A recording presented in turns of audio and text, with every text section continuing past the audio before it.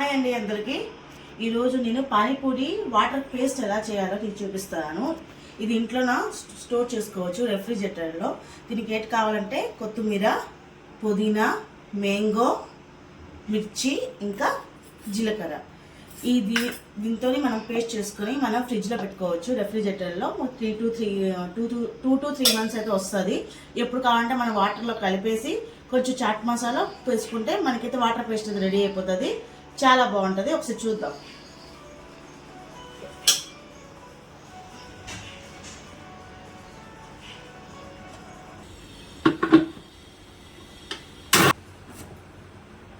చూసారా, పేస్ట్ అయితే రెడీ అయిపోతుంది.